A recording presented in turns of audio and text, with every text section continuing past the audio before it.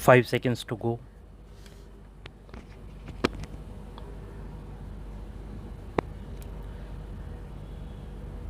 Start. I hope you will help us by analyzing these concepts so that we may not be led away by the slogans of politicians and statesmen.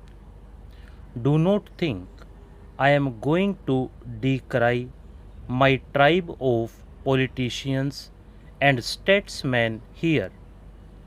They have much virtue in them, and I am not going to say that jurists and lawyers are always very successful in dealing with public affairs, although they may be successful in dealing with matter in courts or in giving opinions.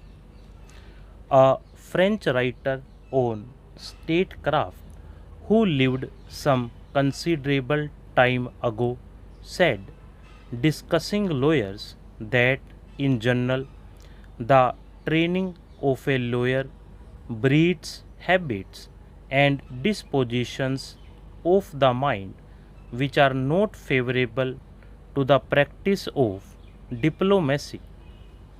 Whether that is entirely true or not, I do not know, but there is perhaps something in it. The politicians obviously often go wrong, but the lawyers and the juries in their ivory towers can also lose touch with reality. Therefore, some of the greatest judges have been those who have not only interpreted the law but adapted it to changing conditions without doing violence to it. It would be absurd for a problem belonging to the middle of the 20th century to be considered by some textbook maxim of the 18th or the 19th century. There is another aspect to this which troubles many of us: how far some recent developments can be fitted in with any conception of international law or moral law. Those developments which threaten the very existence of the human race, not only by mass killing but by poisoning the atmosphere so that it has terrible genetic consequences, are not justifiable by any conception of international law or moral law. Surely, this is not a matter to be considered only by statesmen and politicians. I do not know if jurists consider the moral law, but I suppose they have it in mind even in considering the letter of the law. It may be desirable for them to consider whether and how far these preparations for nuclear warfare or the test explosions are in keeping with any conception of international or moral law. If the politician, as a man who has some responsibility in public affairs, expresses his opinion, it is usually considered a biased and colored opinion because he belongs to the political apparatus of a country. but jury's opinion also carry weight.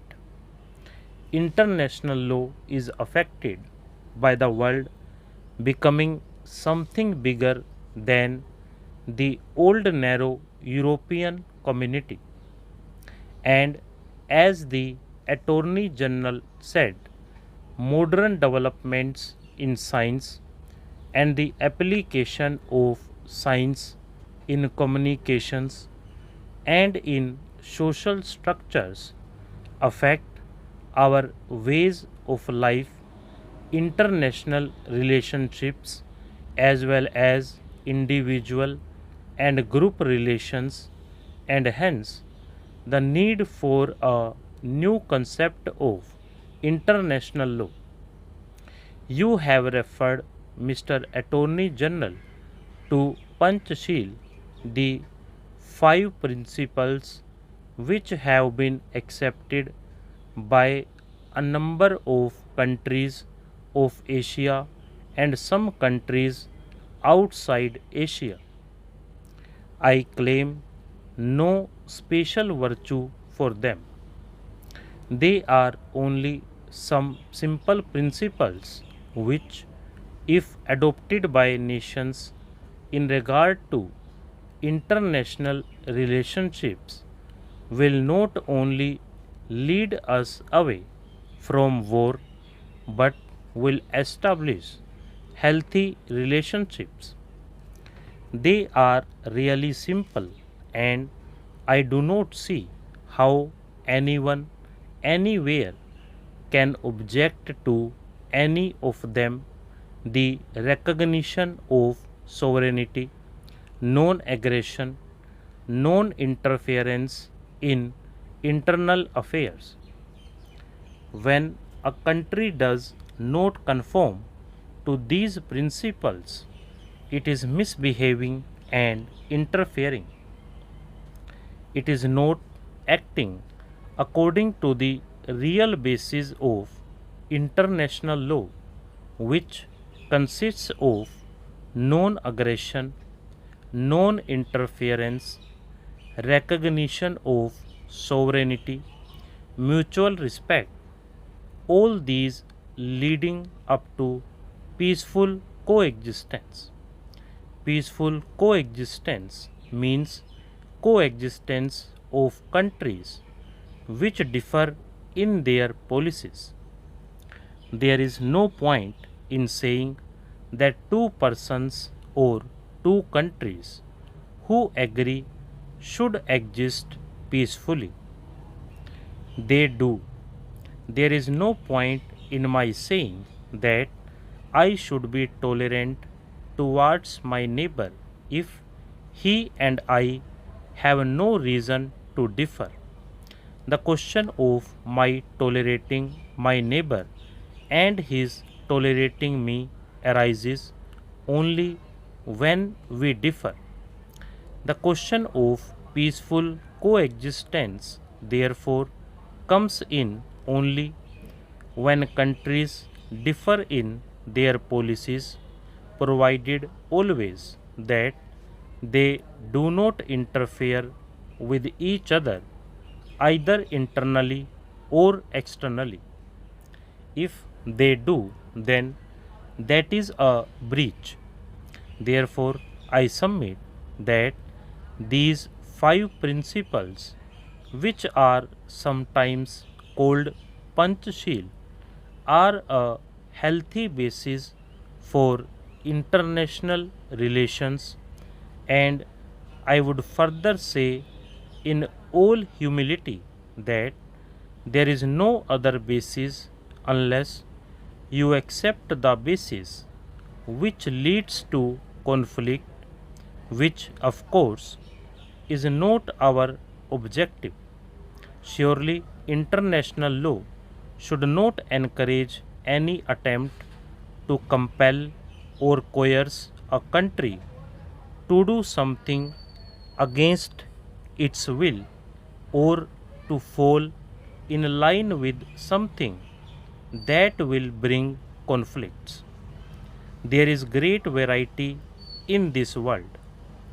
Are we going to produce uniformity through some measure of force, military or economic. Perhaps it would be a good thing if there were uniformity in basic principles, but that can only develop by argument, by reason, by discussion, by conversion. If uniformity should come about through force, that is not desired. Stop.